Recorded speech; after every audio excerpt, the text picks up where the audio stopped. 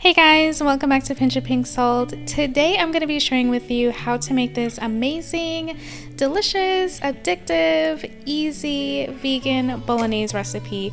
Like I said, it is so easy to make. It is so addictive. You're going to be making this not Monday through Friday, Monday through Sunday. This will be a family favorite. All your friends are going to want it because you're going to bring it to your gathering and they are going to be like, oh my goodness, you have to make this again.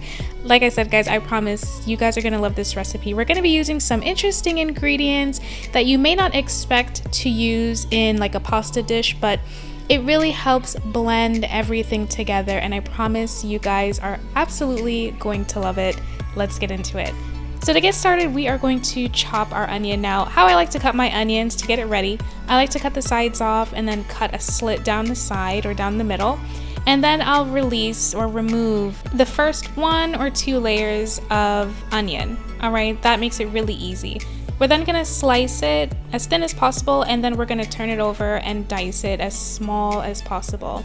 We're then gonna move on to our mushrooms, and we're gonna be doing the same thing except not as fine.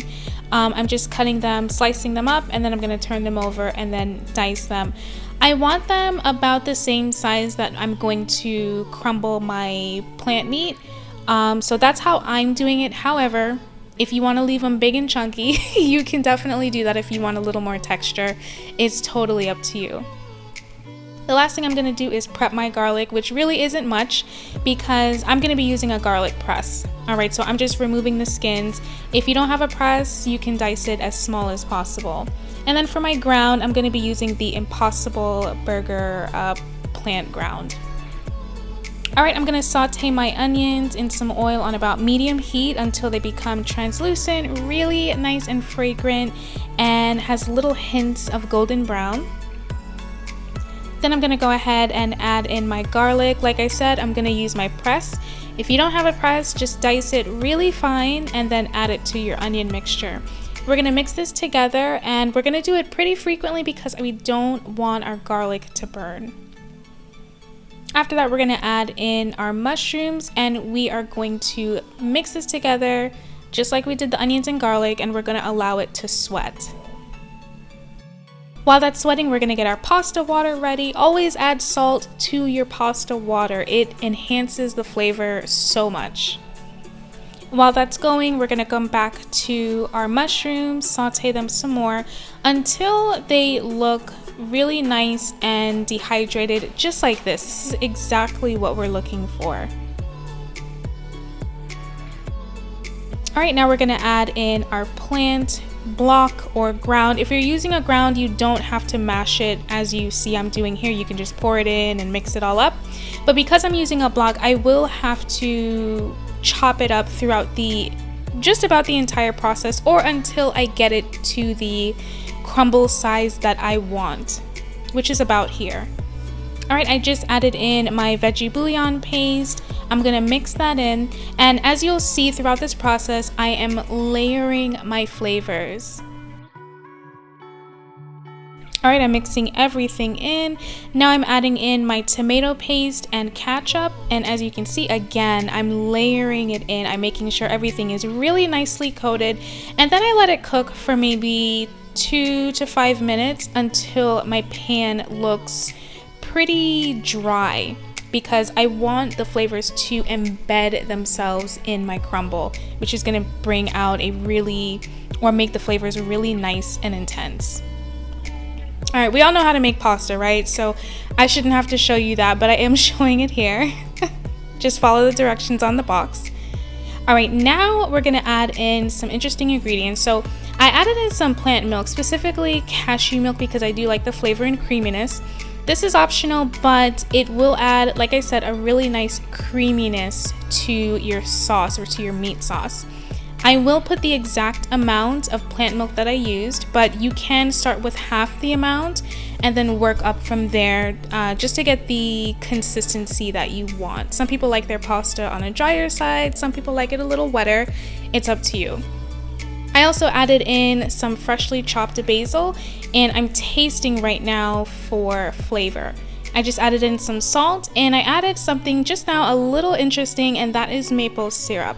Now, it's interesting because usually when we're making something savory, we don't think of adding a sweetener or sugar. But just as I would a cookie recipe, I'd add some salt to balance out the flavor. Same thing with a savory dish, especially a tomato-based savory dish like pasta. We can add something sweet and it'll help round out that tartness and that saltiness from the pasta. It's exceptional. I promise you guys, don't skip it, just do it. Alright, we just added in our pasta and we're mixing everything together, getting our pasta really nicely coated, and now we're gonna serve. So I got 2 bowls, one for me, one for hubby, and I'm gonna go ahead and plate our pasta.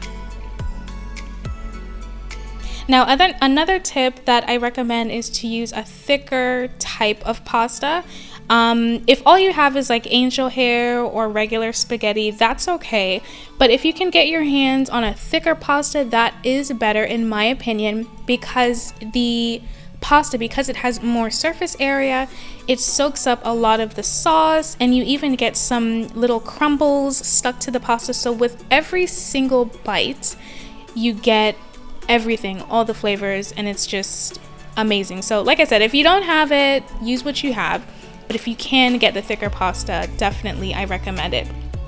And you can see it here. We see the pasta is completely coated in the sauce, and we even have some crumbles stuck to the pasta. So it's just an amazing mouth experience every single time. Every single bite is just absolutely delicious. Alright, and if you're serving it up for one big meal, like a family or even with your friends, you can put it all together in a nice dish and then sprinkle on or garnish on some more basil, and it'll look just like this. It's really pretty. I promise everyone will not be able to wait to dig in. I hope you guys enjoyed this recipe, and I really wanted to give a huge shout out to all of my subscribers in January. Thank you so much for subscribing to my channel, and for everyone that subscribed before, I didn't forget you. Thank you guys too. I really appreciate it. And if you have not already subscribed to my channel, consider subscribing. I will be putting out new videos every single week. If you like this video, let me know below, give me a like, and if you have any questions, let me know in the comments below. I will get back to them as soon as possible. Thank you so much guys for watching. Have a great day. Bye.